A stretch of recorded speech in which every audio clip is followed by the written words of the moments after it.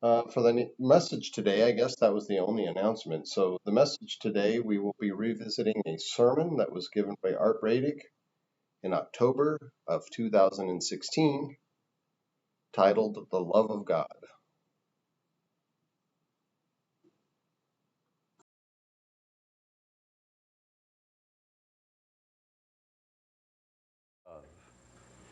Tim Keller wrote the following: "You're likely far more sinful than you ever thought you were.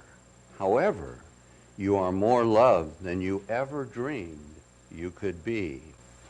You know, in our age today, it's probably pretty difficult for all of us to understand such a great love as God has. It's even more difficult, I think, to experience it because of our divided society and the way we're raised, and the families that we come from are sometimes split up, sometimes often fighting, that kind of thing.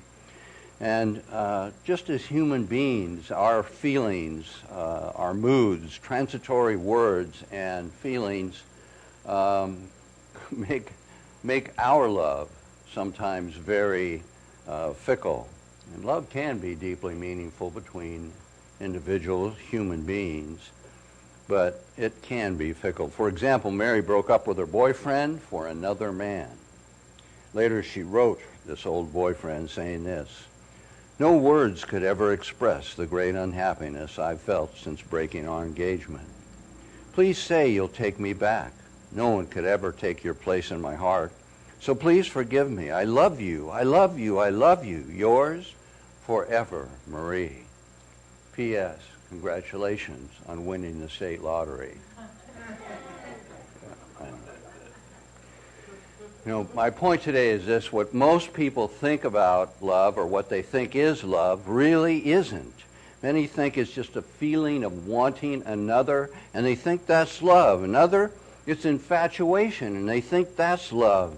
It's appreciation for somebody, or enjoying another. The truth is, it's far greater than that. Love is, true love is. It's caring about something or someone equal to or greater than ourselves. And God is the author of love. He's the embodiment of that love. He is the definition of love. In that context, I wish deeply that I was smarter. I wish deeply that I was more spiritual. And I wish deeply that I was a better communicator. And the reason is because what I want to talk about today is the love of God. And I feel so insignificant and so inadequate and so weak in this area, and yet I feel the need to talk about it.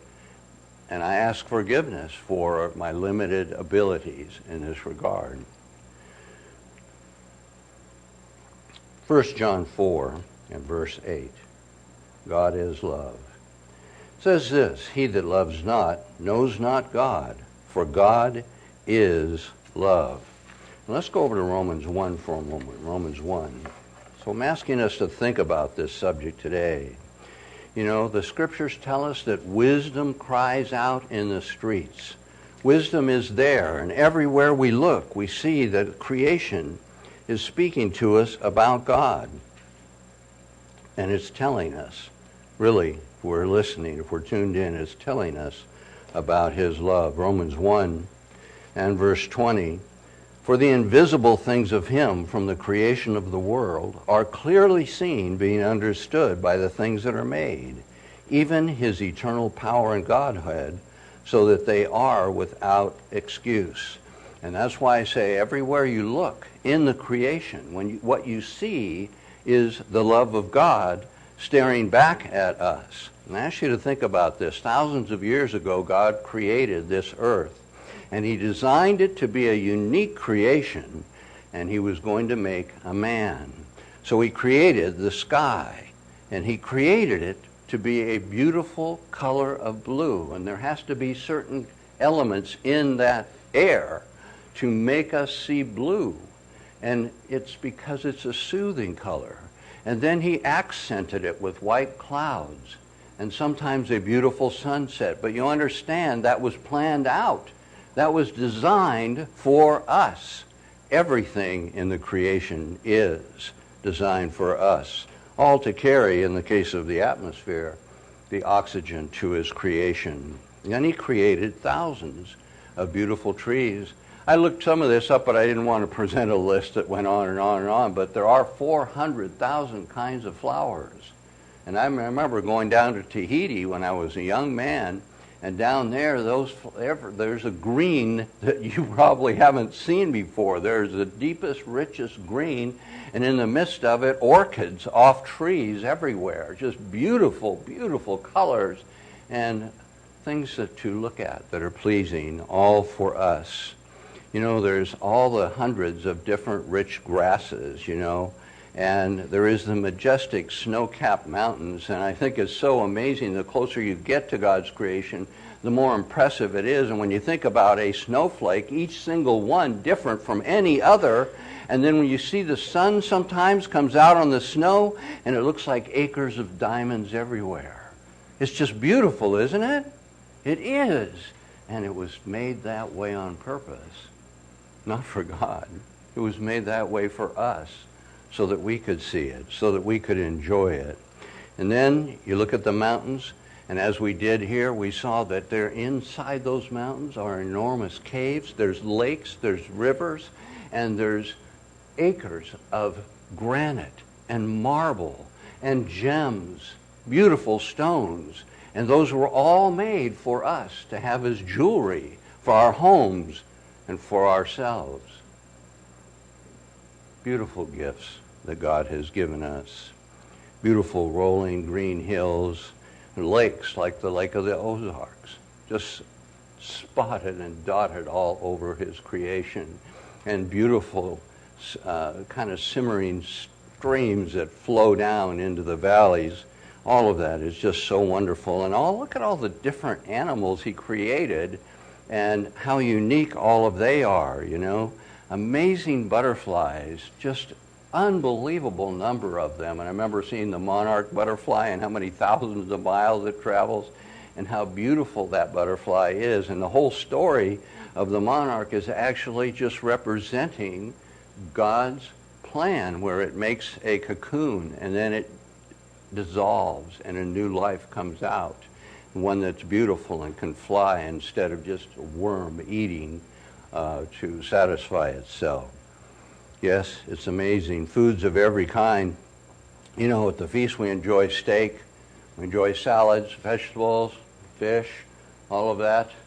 It's a good thing the feast is this short, because if it were any longer, we'd be fulfilling scriptures. There were giants in those days. Yeah. Foods of every kind, delicious desserts made from God's creation today. Textures, colors, flavors are wonderful. All of this thoughtfully planned out and prepared and created for mankind. Everywhere. Doesn't it show the love of God for us when you look at his creation? Psalm 139. Psalm 139. Need a bigger podium next time. Psalm 139. You know, the creation is not just showing off. It's not God just showing off his creative abilities. He's showing us how much he loves us. It was all made for our pleasure. All made for our pleasure. And it was his gift to the creation that he would make. Because as yet, when he recreated the earth, he had not made a man. And so God created all things instantly. All those other things that he made, all those things we talked about, he made by command of his voice. But now there was something different that was going to take place. He was going to make a man, and what he did next was intensely and deeply personal. He took his own hands and dipped them into the soil, and he fashioned that soil into a physical replica of himself. And then he began to form man, and after finishing, he looked on it, I'm sure, affectionately, and he placed his mouth over the lips and the mouth of his creation, and he breathed the breath of life into his creation. And it was such an intimate moment for him mankind was born. Mankind was born, and he is the most incredible creation of all of God's creation. David wrote of this in his own creation, at least, in 139, verse 14. I will praise you, he says, for I'm fearfully and wonderfully made.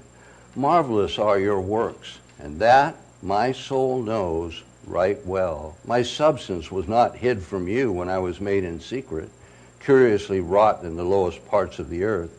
Thine eyes did see my substance, yet being unperfect. And in thy book all my members were written, which in continuance were fashioned, when as yet there were none of them.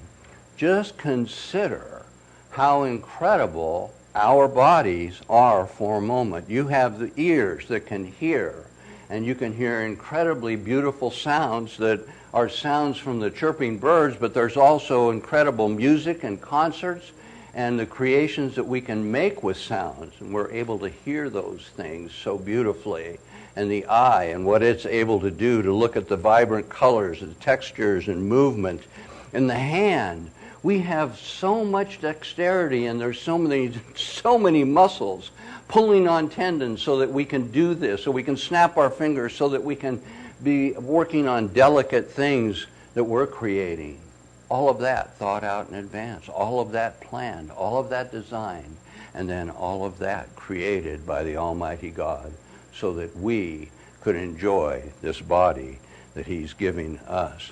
And I ask you to think about probably the most important aspect of a human being, and that is the brain. And here's what the National Geographic writes. Making sense of the brain's mind-boggling complexity just isn't easy. What we do know is that it's the organ that makes us human, giving people the capacity for art, for language, moral judgments, and rational thought.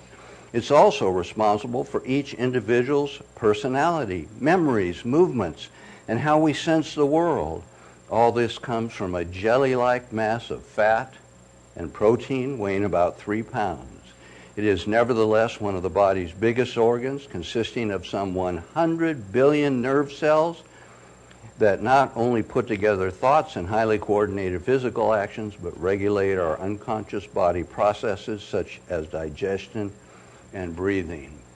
It's an amazing thing. Now, I don't know what the comparison would be like today, but when I was younger, or maybe 5-10 years ago, and did some study on this subject of the brain, I remember they were making an analogy, and they said that to make a computer that would be able to do what our brain does in that day, they said that it would be a computer the size of Texas and a mile high. That would be some computer. But you understand there's just incredible things that are happening in our brain, and the senses that are coming in that we hear and we see and we've tasted, and all of that is happening, and there's just incredible feedback, and all kinds of signals are being set and recognized and patterns understood in the brain. Amazing thing that he's done. And I ask you to think, being made in God's image, isn't that a profound gift that he's given us? We could have been made in another image, any kind of image, but he made us in his own image, and that is so personal and so intimate and shows so much love. It's an amazing thing. All that we have, all that we are, all came from him, and it was for us and for us to enjoy. 1 John 3. 1 John 3.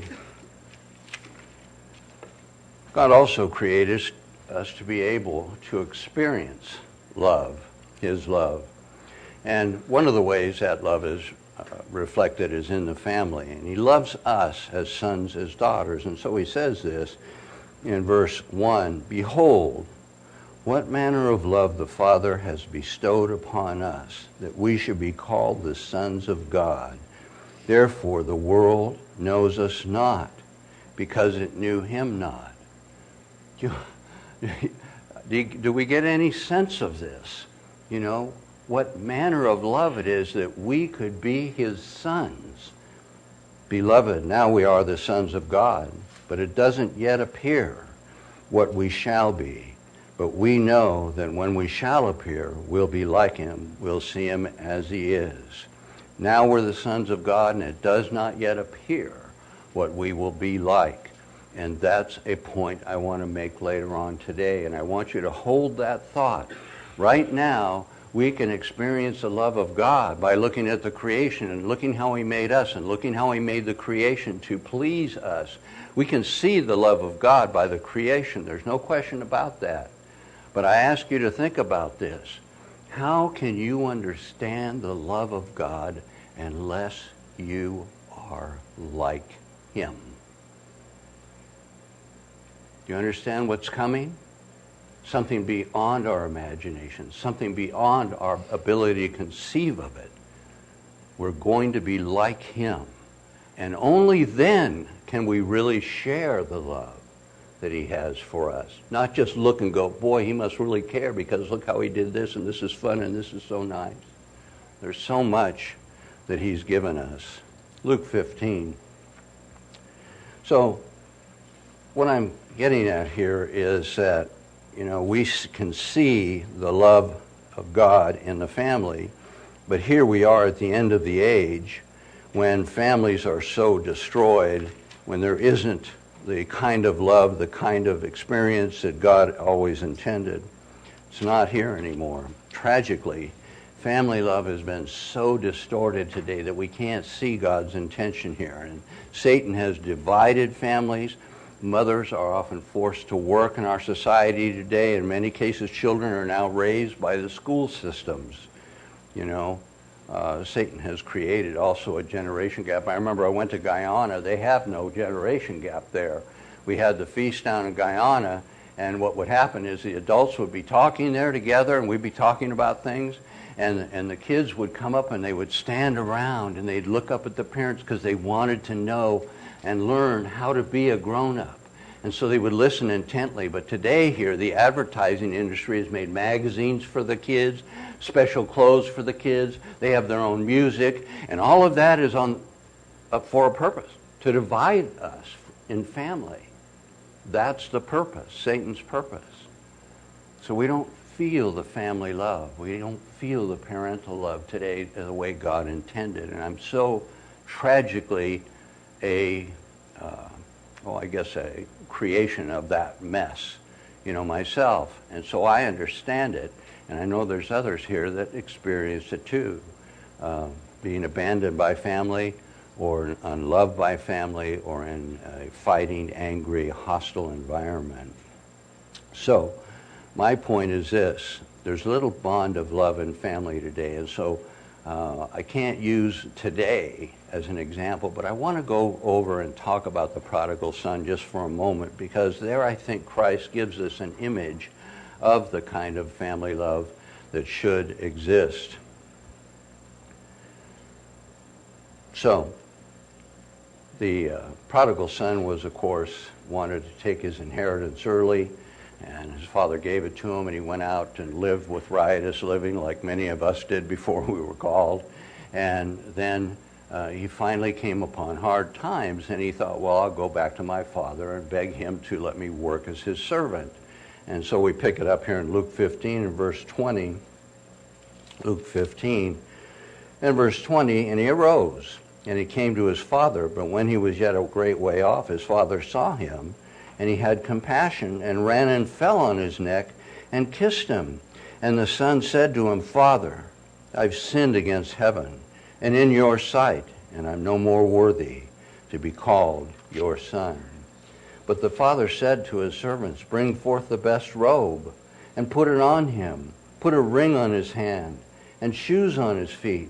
And bring here the fatted calf, and kill it, and let's eat and be merry. For this my son was dead, and is alive again. He was lost, and he's found. And they began to be merry.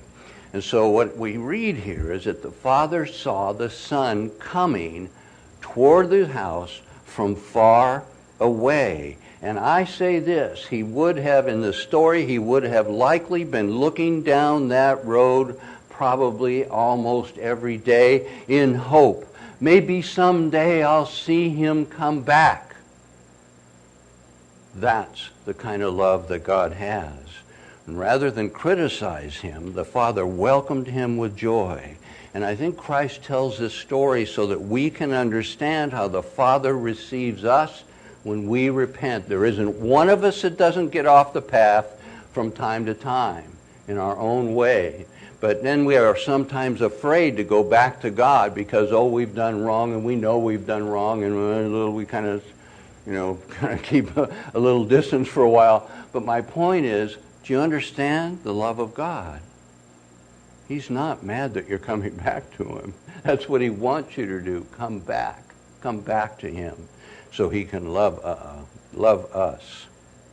So he loves us so much that he forgives us completely. He actually has the ability to put the memory of those sins out of his mind so that they don't come back. And I know each one of us have made mistakes in our lives. Every one of us have made mistakes. There's things that I bet every one of us can say, I'm really ashamed of this or that thing that I did or was or whatever. But those mistakes do not come close to ever diminishing the Father's love for us. Okay? His love is unconditional. But that doesn't mean we always abide in it. You understand? There's some confusion on this, and some people get mushy on this, and I just would clarify with a statement or two. His love is unconditional because that's what he is. He's not going to stop being what he is because we sin. Okay? He still is love, but if you keep my commandments, you abide in my love. So you see my point.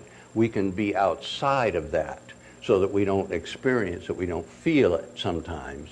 But it's always there, and it's always waiting for us to come back like the prodigal son.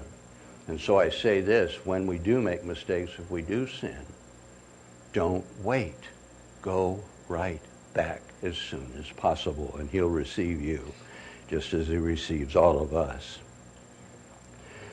So he's not going to give us a stone when we ask for bread. He's not going to give us a snake when we ask for a fish. He's going to give us what we need. He loves us, and he is going to give us what is in our best interest. Isaiah 49. On another level, I want us to think, instead of a father's love, I want us to think of a mother's love. Isaiah 29. Isaiah 29. Do you ever watch a new mother? I remember seeing this when I first came into church. I didn't have much of a social life until then. When I came into church, I remember seeing some of the mothers, and they would have their children, and they would coo over them, and they would giggle with them, and they would laugh with them, and you could just see the mother beaming with love. And there is that kind of love that we have because that's the kind of love the Father has. And so it is. You can see these new mothers with kind of enormous pride, you might say, and love that they have. The baby that they have becomes their entire world. That's what they're all about. Do you think it's any less with God? No. We are his entire world. That's why there is a world. That's why there is a universe. We are his entire world and what he cares about. We're primary to everything, just like a baby is to its mother. Isaiah 49, verse 15. Sorry. Did I say that? 49.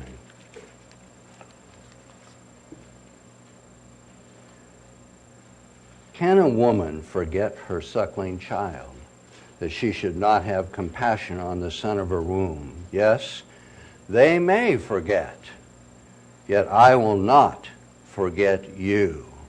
God's love is completely selfless towards us, and I think a story illustrates this.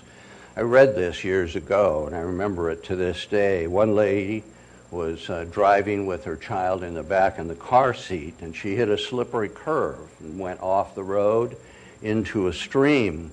She careened off that bridge, and her car began to sink, and the water pressure was too great for her to open the door, and it was seeping in, And she knew as it seeped in, she and her baby were doomed. Then the rescue team arrived very quickly, and the men broke open the car. There they found the mother sitting lifeless in the driver's seat. And as the water rose, she had been able to unstrap her child from the seat, and she propped the baby up to the headliner using her arms through the headrest to hold that baby up in hopes that a few more minutes of time that baby could be saved. And they found that baby, and the baby was alive. But that's a mother's love, and that was the love that God had for us. John 3, like a loving parent, there is nothing that God would not do for us. And his love is self-sacrificing. And this is a truth that we must never, ever forget. God loved us more than we can imagine. And I ask, well, just how much is that love? And here's what it says in John 3 and verse 16. For God so loved the world that he gave his only begotten Son, that whosoever believes in him should not perish, but have everlasting life. And so here we see God willing to give the thing he loved most for all of us. And you can't deny that kind of love. You can't even begin to think of it. It was February 16th, 1989. The lives of George and Vera were changed forever. The phone rang about 9:15, as the story goes, and they were told there was an accident involving their son down by the high school. So they drove to the scene immediately. As they approached the intersection near the high school, they could see the lights flashing from the police cars, from the ambulance, and so on. Vera noticed the direction of the photographer's camera, and it led to a large pool of blood, the largest she thought she had ever seen. All she could say is, Ben, her son Ben, is gone. Our son Ben is crushed. And her first reaction was to jump out of the car and collect the blood.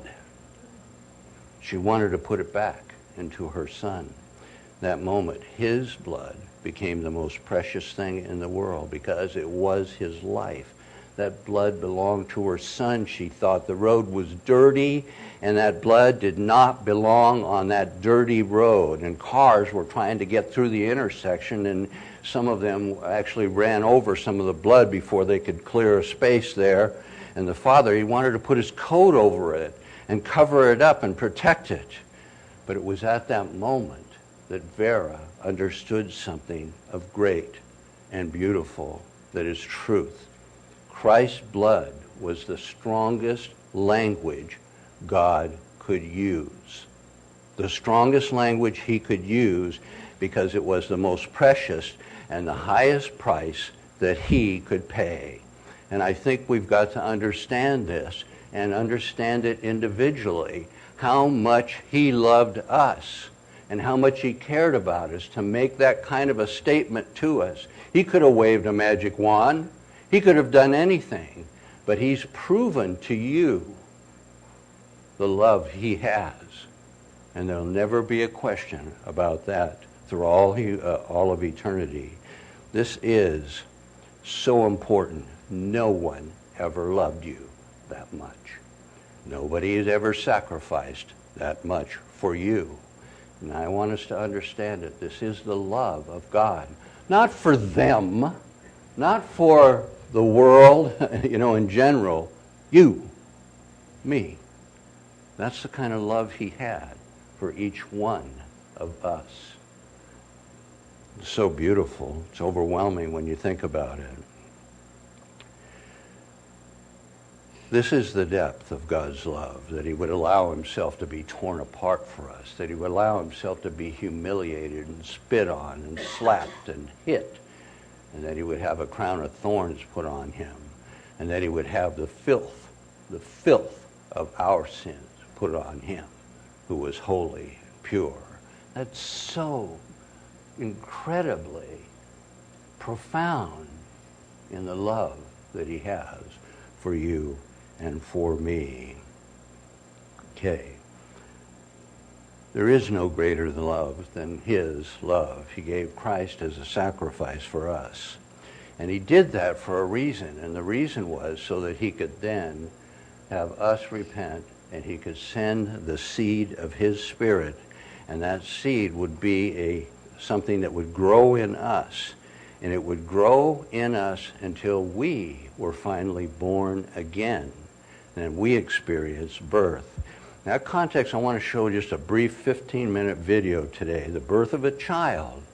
It shows us the care that God has for us. It shows the intricacy of the details that he paid attention to as he created the creation of mankind. But it also does something else.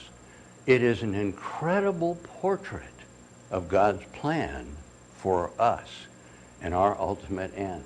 And so I want to show this video for a few moments.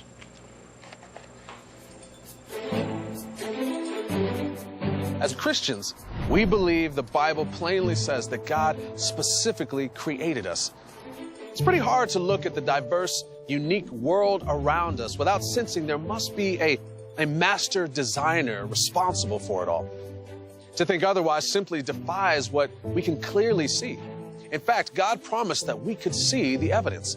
Romans 1:20 tells us that, "For since the creation of the world, his invisible attributes are clearly seen, being understood by the things that are made." Creation, made. Notice those words. God used the language of design and construction. This series takes us on a journey through the most complex and miraculous creations on earth. Us. Physicians, scientists, engineers, and other experts will guide us on an exploration of some of the most intricate and amazing features of the human body. We'll also meet the Millers, Mark and Dana, and their two children, Johnny and Audrey. They represent a typical American family, active in their church and community. Like most of us, they rarely stop to think just how truly extraordinary the very fact of their existence really is. As we watch the Miller family grow and learn, they'll help us illustrate the miracle of childbirth and the blessing of eyesight. They'll demonstrate how using our hands for the most simple daily tasks is far more complicated than even the greatest feats of human engineering. And we'll learn how the systems of our body make it possible for us to live and breathe and accomplish extraordinary things that only humans can do. We are God's intentional creation, and he has a purpose in mind for each of us. So, let's get started and find out how awesome our created bodies really are.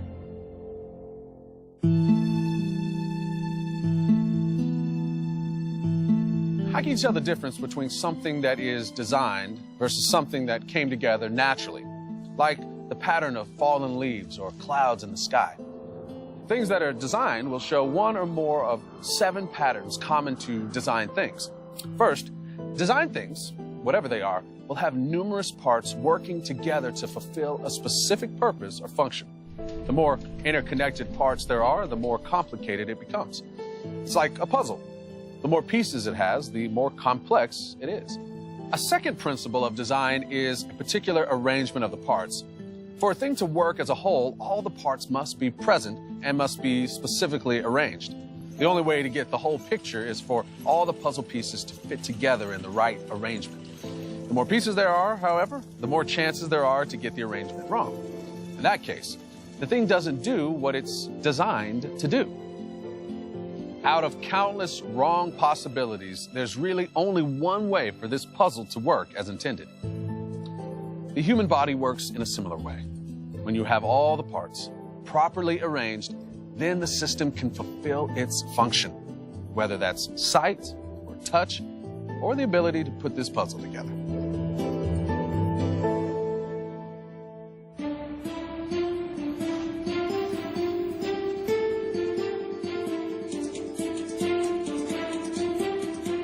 There are other characteristics of design that always come from the mind of an intelligent designer.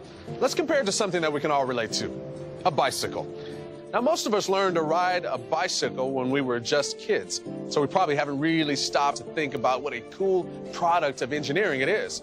But the way a bicycle is designed takes advantage of physics along with the structure and energy potential of our bodies. And it all comes together with the purpose of getting us from one place to another. In addition to having purpose and a specific arrangement of parts, a bicycle will also feature these additional design requirements. Number 3, proper alignment. If the wheels aren't in alignment with the frame, your bike will wobble and your tires will rub up against the frame. Number 4 is precise timing. If the gears don't fit into the chain at just the right time, you won't get any forward movement. Characteristic number 5 is exact dimensions and shape. The frame is structured to distribute the rider's weight evenly between front and back wheels. And of course, the circular shape of the tires and the wheels is what makes it work. Number 6 is a tight fit. If you've ever had a chain on your bike loosen up or the gears slip, you'll find it requires much more energy to ride it, or you can't ride it at all. And finally, characteristic number 7 is a definite sequence for correct assembly. You can't put the wheels on before the frame is built.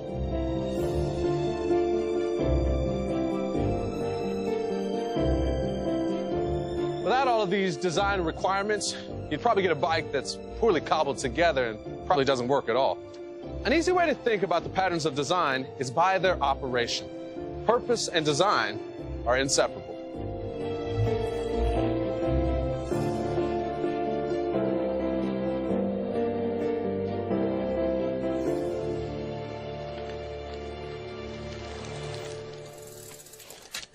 You know, an architect wouldn't try to design a building without first knowing its purpose.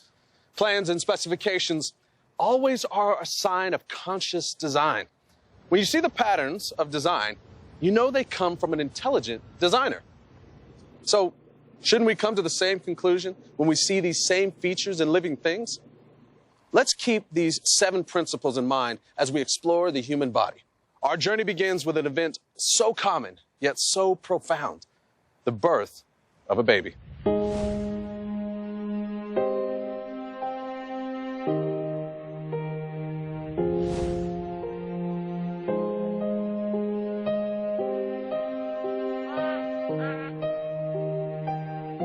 Human development is a perfect example of multiple parts working together for a purpose. It illustrates a principle called all or nothing unity. In living organisms, all or nothing unity means that unless all of the critical parts are in the right place at the right time and in the right amount, none of the expected function is attained.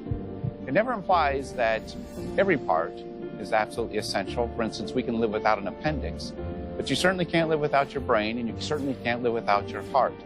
So we need all of those parts together, or you do not get the function that was originally planned for that system. But with reproduction, you have to have all of the parts from mom and dad and baby in at the right place at the right time, or nothing can reproduce. And if you can't reproduce, you do not get a second generation to get it right. And you know, the Bible was pretty insightful when it mentioned way back in Genesis chapter 1 about living things whose seed was in itself.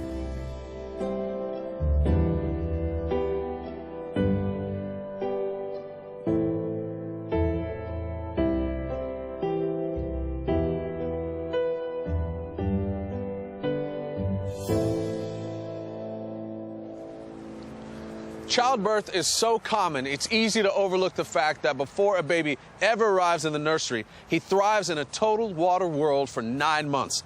A world that is impossible for any person to live in once he has taken his very first breath. To accomplish that feat, only while the baby is in the womb, his body has special characteristics that make him uniquely suited to live and grow in a watery world. How does this happen? Let's flash back in time to when Mark and Dana Miller were expecting their first child, Johnny. Mrs. Miller can expect a lot of changes to her body over the next few months as their baby develops. During pregnancy, the arteries and veins of a mother and her baby must somehow connect to ensure that the baby receives all the sustenance he needs to grow. But as the baby nears birth, intricate and systematic changes to the baby's blood vessels and heart must happen so he can live and breathe. God achieved this by designing the placenta, a remarkable temporary organ that provides a magnificent interface system between two distinct biological entities that safely bridges mom to her baby.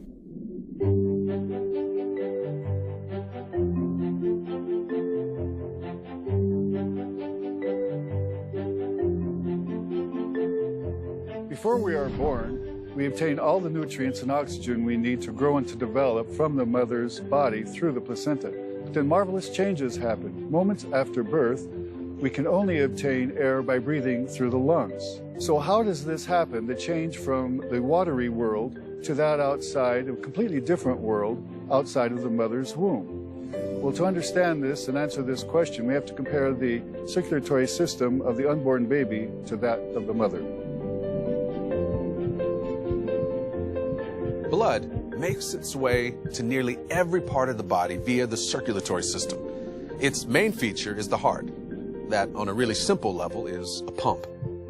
With every beat, your heart contracts, pushing blood out and circulating it throughout your body, including your lungs, where it picks up a fresh supply of oxygen. Did you know your body has nearly 60,000 miles of blood vessels? Your heart beats about 100,000 times a day, or about 36 million times per year. Your body contains about 5 quarts of blood, which circulate through the body on average 1 time per minute. Without this process happening every minute of every day of our entire lives, we cannot live. But before a baby is born, he lives inside his mother's body in water. So what's different for the baby in the womb? First, the baby must have a substitute lung. The placenta, which is a temporary organ that develops during pregnancy, fulfills this and many other functions. Second, the circuit to the lungs must have a bypass, a connection between the artery that supplies blood to the body, the aorta, and the artery that carries blood to the lungs, the pulmonary artery, is called the ductus arteriosus. The ductus arteriosus is that bypass around the lungs. Third, the blood vessels must not only connect the placenta to the baby, but also they have to connect inside the baby from the point of attachment to permanent vessels that lead to and from the heart. The umbilical cord is the connection between the placenta and the unborn baby. It provides a bypass around the liver so that the oxygen and nutrient-rich blood can have the most direct route to the heart and brain. What this all means is that because an unborn baby is not ready to breathe air, only about 10% blood volume circulates through the lungs, which is just the right amount for the lungs to develop. There are also 2 other temporary routes that bypass the liver and provide a shortcut between the right and left sides of the baby's heart. The purpose of these detours is to get the main flow of oxygen-enriched blood directly and efficiently to the places where it is needed most, primarily the developing brain and heart. What's really amazing is that in the baby, unlike in the adult, the oxygen-rich blood and the oxygen-poor blood actually merge together in the same vein. It's a bit like 2 streams that flow into the same riverbed, running side by side, but without mixing a lot. Certain design features within the system function to control this blood flow in order to get the right amount of oxygen to the right places while the baby grows and develops. For about 9 months, the baby is pretty content in the underwater world of the womb. But then, everything changes. When Mrs. Miller starts to go into labor, the baby's world is set to radically change. Of course, God, the master designer, planned for that. He created the temporary structures in a way that provides the baby a safe transition out of the womb and into our world. As the time of birth draws near, the mother and child must go through great changes to prepare the baby for life on the outside to breathe air. By the end of the 7th month, special cells in the lungs are secreting a certain substance which helps to open up the lungs and keep them open when the time comes. So when it's time for the baby to be born, how does his little body know to take his first breath? There's these special detectors inside the umbilical cord which are especially sensitive to stresses. And they send signals to tiny little muscles surrounding the vessels, causing them to constrict and to clamp down. which limits the flow of blood from placenta to baby, causing an increase in the level of carbon dioxide. These special sensors inside a baby's body are able to detect that increase in carbon dioxide and sends a signal to baby's brain, which is then sent to baby's lungs, saying, take a breath, take a breath. And of course, after that cord is cut, then that flow of oxygen stops, that carbon dioxide level increases, sending that irresistible urge for baby to take its very first breath. Johnny's first breath starts irreversible changes for his life in a new world. In the one critical minute after delivery, his body initiates structural changes that make him able to survive in a radically different environment. Once the baby's lungs are inflated, the pressures necessary to pump blood through the lungs drop 90% from the levels they were in the womb. The pressure in the right side of the heart immediately drops well below the pressure in the left side. This pressure change shuts the trap door between the right and left sides of the heart. Later on, cells begin to grow over the edges of the valve, permanently closing up the temporary opening. Less than a minute after birth, the cessation of flow through the umbilical vein and arteries and the higher levels of oxygen in the blood triggering certain chemical reactions close down the umbilical vein and arteries and the bypass around the liver. The very same factor that helps cause the arteries in the lungs to open up also helps cause the bypass around the lungs to close down, and rather quickly. That is the increase in oxygen levels with the onset of breathing.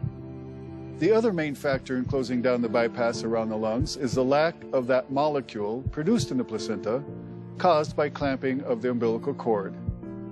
Its job is to keep the bypass open until delivery has been accomplished. When Johnny takes his first breath, blood starts flowing along the new circuit where it picks up fresh oxygen.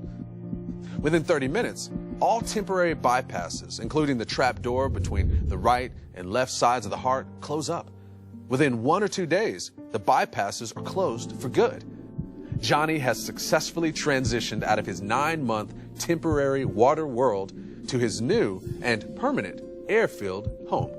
The way the circulatory system of the unborn baby is able to swiftly transform itself to purposefully suit the newborn baby displays all the characteristics of an intentional and well-designed system. Numerous parts with precise dimensions and a particular arrangement working together for a specific purpose with a definite sequence and precise timing. That kind of complexity doesn't happen by accident. Fortunately, for the vast majority of births, things proceed along normally. And within 1 or 2 days, all of those functional anatomical differences between baby and mom are essentially closed, and baby is well on its way towards living this fully functional life, growing from a child to an adult.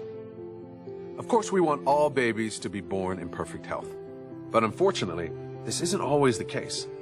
Some babies are born with health problems that may stay with them for life. But regardless of the baby's health, every birth is a miracle and a blessing.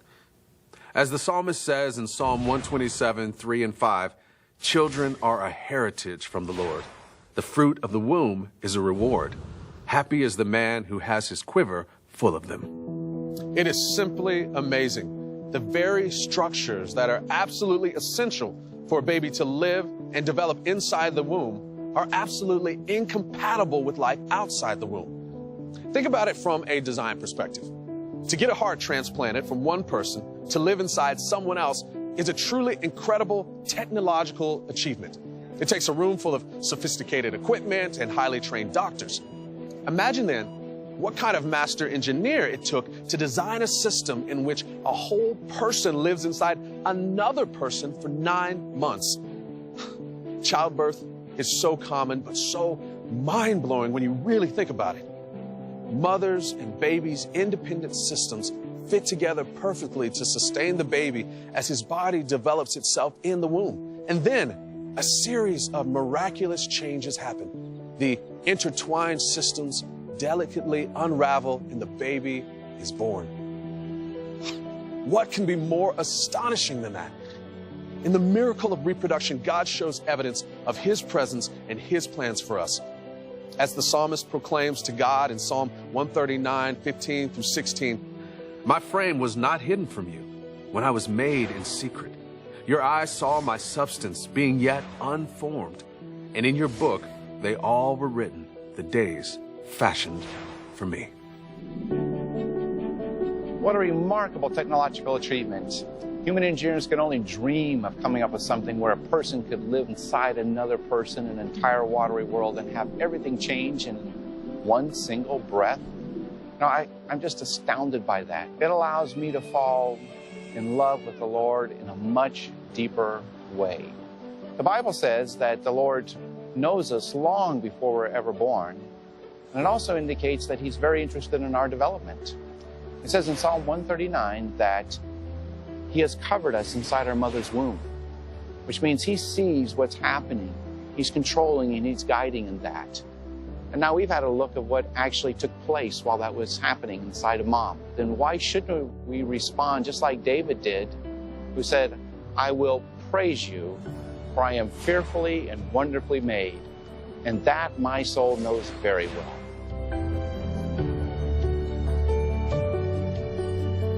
That a baby in the womb can undergo such miraculous and rapid changes to live in our world is surely evidence of God's special love for us, and must certainly indicate that He has a special purpose for us.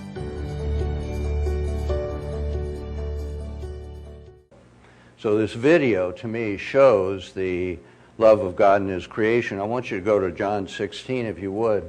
But it reveals some really, I think, beautiful things that are the invisible things of God, and so much insight into what God is doing with you and with me. After Christ's sacrifice, He ascended to heaven, and there He sent His Spirit to mankind.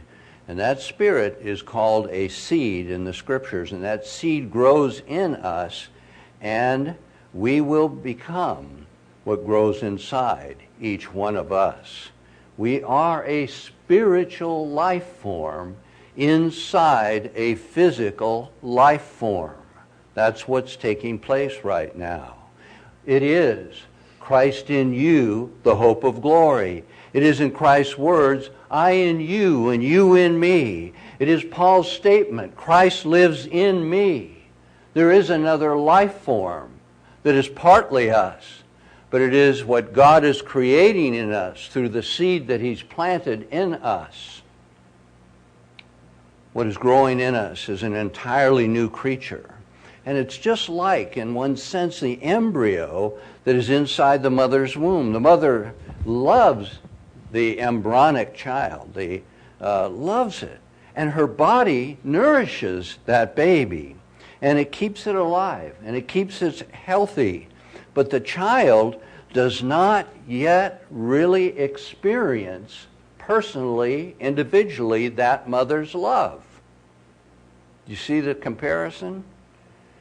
Once the child is born, it experiences a whole new dimension, a whole new world, and in that world it can experience the mother's love. It's a whole new reality. And so after that birth, now the child has a relationship with the mother that is one of unconditional love.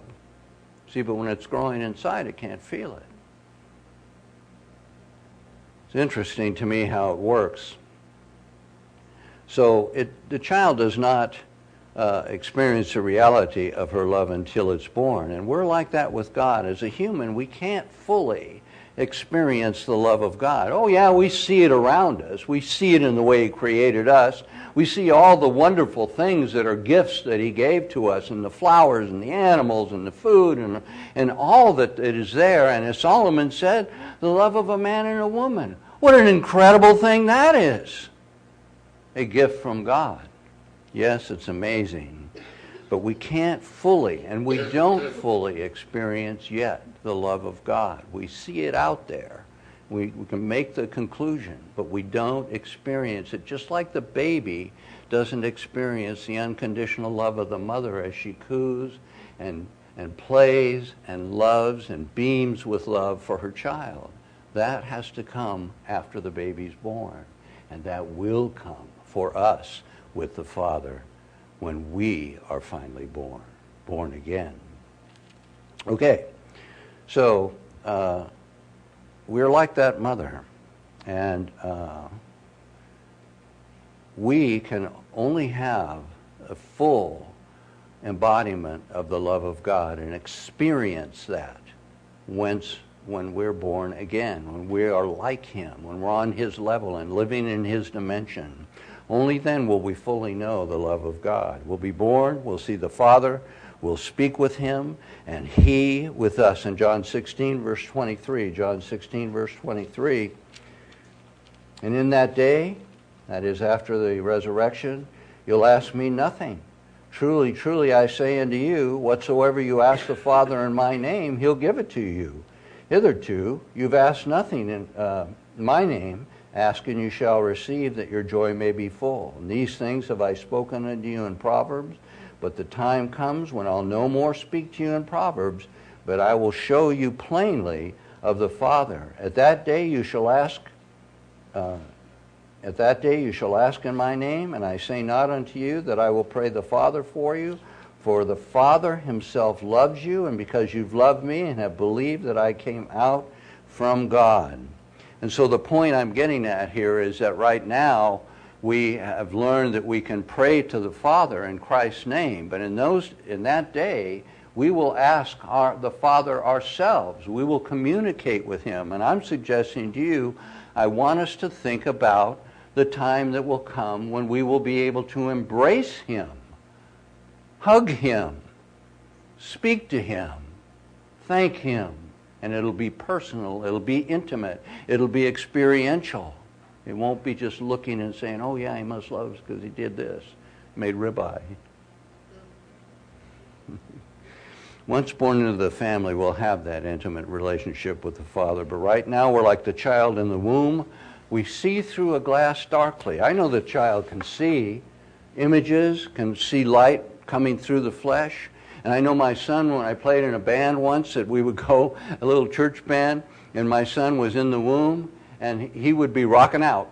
He could hear the sounds, but they're muffled, you understand? But he could feel the beat. He could feel the beat. But he didn't know about a band. He didn't know what was going on all around him. Psalm 16. Child inside the womb knows nothing of the world it's going to be born into. It knows nothing of that.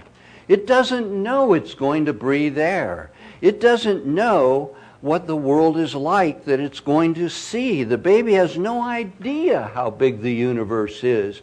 It has no idea of galaxies that are out there. It doesn't know about the mountains and what's in them. It doesn't know about the valleys or the streams. It doesn't know about any of this. It has no idea that one day he'll be able to have a computer, that he'll be able to go to libraries, that he'll be able to write books, that there's space travel. The baby has no idea what it's going to be born into. And that's what I tell you today. Look how much He loves us in the creation. Do you have any way, is there any way we could grasp how we don't know, and it's going to be so much greater when we're born again, to see the love of the Father in person, individually, to feel it, to experience it? That is what the goal is. That's where we're headed. That's our calling. And it's just awesome, I think. Can you imagine this? Born again, experience God's realm, see the Father in person, see the angels, see the glorious New Jerusalem. You know, experience God's love personally and intimately and individually. We will experience the things that God has prepared for those that love Him, that we could not understand now, even if it was told to us, because we're inside. There's a life form inside us that is developing. So He'll shower us with His love and His mercy. Psalm 16, verse 11, you'll show me the path of life, and Thy presence is fullness of joy, and at your right hand there are pleasures forevermore. Can you imagine that? Unending pleasures, exciting things to do, jobs and responsibilities and experiences. Well, John 4 again, John 4 if you will. There's no greater love than what the Father has for us in heaven. Imagine the joy when we will embrace him individually and personally and display love openly. And we fully understand, we will fully understand and fully experience the love of God.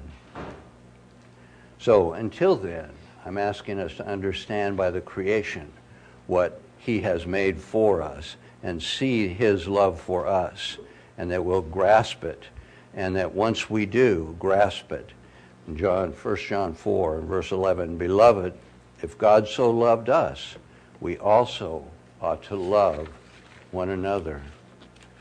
Doesn't that make sense? Doesn't that make perfect sense? If we are going to experience the love of God, then how can we do that if we don't experience love now? You understand my point? Listen to what we read, the very first scripture we read. I want you to listen to it now slowly, thoughtfully, and understand 1 John 4:8, he that loves not knows not God, for God is love. And so my point today is this, is that look at the love that God has for us. Strive to understand it, but strive to reflect it. We've got to be a people of love to exist in his world of love. Do you see how important that is, that we don't badmouth one another? We don't attack one another. We don't attack others. We don't gossip. We don't tell stories about other people. We love other people, and we want to treat them the way that we would want them to treat us. That is the love of God shed abroad in our hearts and then spread in the lives of others through us. And that's our calling too.